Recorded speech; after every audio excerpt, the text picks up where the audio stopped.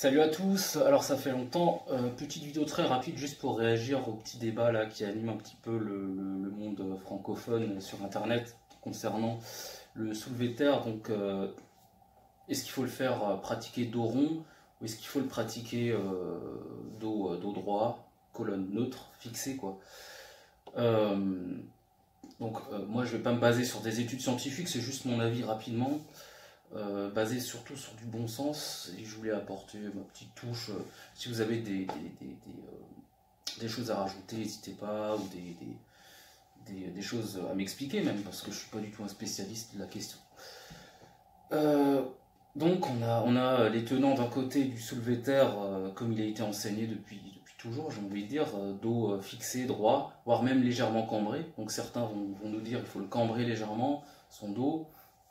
Comme ça, en tirant la barre, le dos va légèrement s'arrondir et on va se retrouver avec une colonne neutre et un alignement parfait.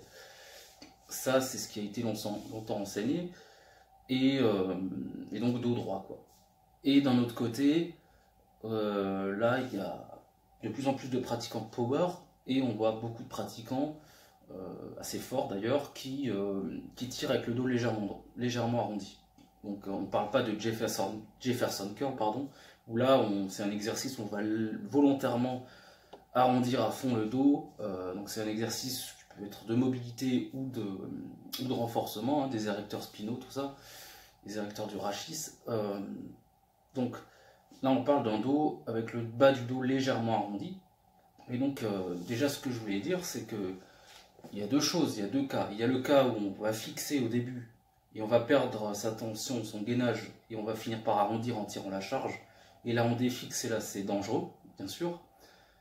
Et il y a un autre cas où c'est un petit peu plus, où c'est quand même différent, où on va commencer légèrement le dos rond, mais gainé, avec un bon bracing, et sans défixer.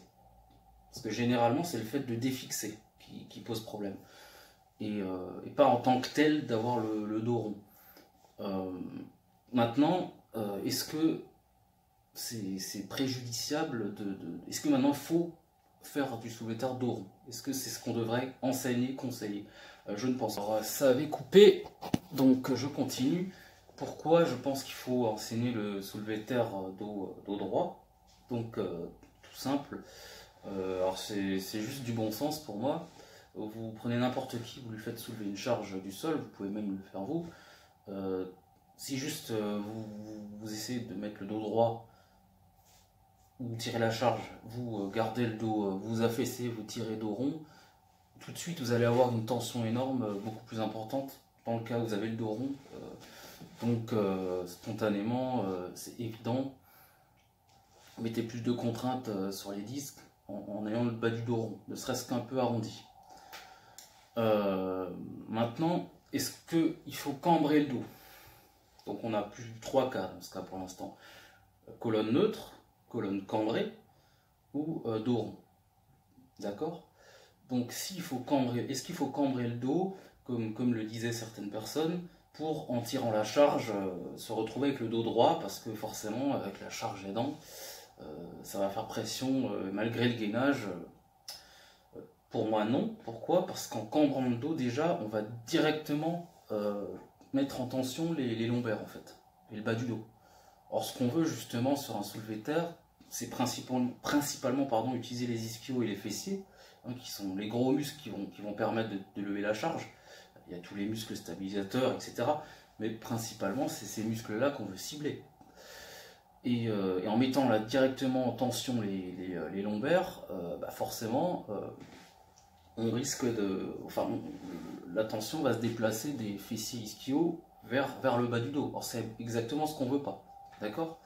Donc, le top, normalement, c'est d'avoir une colonne neutre dès le début, ce qui va permettre d'avoir un meilleur gainage aussi, et donc d'être beaucoup plus fort, beaucoup plus stable, et de tirer beaucoup plus lourd justement en mettant la tension sur les ischios et les fessiers, notamment en faisant un torque interne. Donc pour ça je vous renvoie à Julien Pinault, hein, donc, qui en a parlé. Donc en gros, le torque interne, c'est pour permettre justement de mettre la tension sur les ischios et les fessiers, mais bon bref, on va pas développer là-dessus. Et pas sur le bas du dos, et donc d'éviter de se blesser. Donc tout ça, c'est travail de gainage, de mise en tension, c'est super important. Il n'y a pas que la position, et donc ça, il faut bien le comprendre. Pour les gens lambda, la biomécanique, la position, c'est très bien de l'extérieur, mais une même position, si vous prenez deux athlètes avec la même position sur un mouvement, les deux concrètement, en termes de tension, de mise en tension et de recrutement musculaire, c'est peut-être totalement différent. Et donc fondamentalement, les effets sur le corps vont être différents. Et c'est là où effectivement certains peuvent se permettre de faire du soulevé de terre avec le dos légèrement rond, parce que peut-être que leur dos est rond et donc on se dit il y a une tension énorme sur le bas du dos, mais si ça se trouve, les mecs arrivent à mettre la tension là où il faut en faisant comme ça, et donc ils vont s'en sortir très bien sans blessure, là où tout un tas de personnes vont tirer dos droit et vont se niquer. Donc la question de la mise en tension est super importante, mais il n'en reste pas moins que de base, biomécaniquement parlant, le dos rond, c'est plus de contraintes sur le bas du dos, donc autant apprendre le soulevé terre dos droit. Ce qui n'empêche pas de mettre la tension là où il faut et de tirer en maximisant ses chances de ne pas se blesser en fait. Enfin, dernière chose que je dirais, c'est par rapport au Jefferson Curl, donc que je pratique aussi, qui permet du coup de renforcer tous ces muscles du bas du dos. Bah, justement, si on le fait pour renforcer ces muscles, c'est que justement c'est une zone sensible. Et donc justement, on va faire donc des Jefferson Curl donc en arrondissement à fond pour renforcer les tissus, ce qui est très bien, ce qui est très important.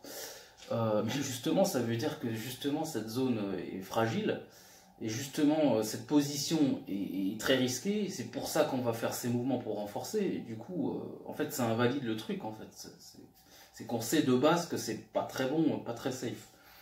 Donc déjà, ça me semble logique. Pour autant, je pense que c'est important de faire ce genre d'exercice pour renforcer, effectivement, parce que personne n'est à l'abri de défixer. Et puis, dans sa vie de tous les jours, on va pas toujours soulever, on va pas pouvoir toujours se mettre en position dos droit, bracé à fond. Des fois, on va être défixé, on va pas avoir de gainage et il va falloir soulever. Donc, c'est intéressant de se préparer. Et là, je parle du dos, mais ça peut être pour tous les muscles. Mais c'est pas parce que on peut renforcer les tissus et les habituer à des contraintes extrêmes qu'il faut nécessairement les soumettre à ces contraintes-là. Voilà, je pense que j'ai fait le tour. Donc si vous avez des remarques, n'hésitez pas.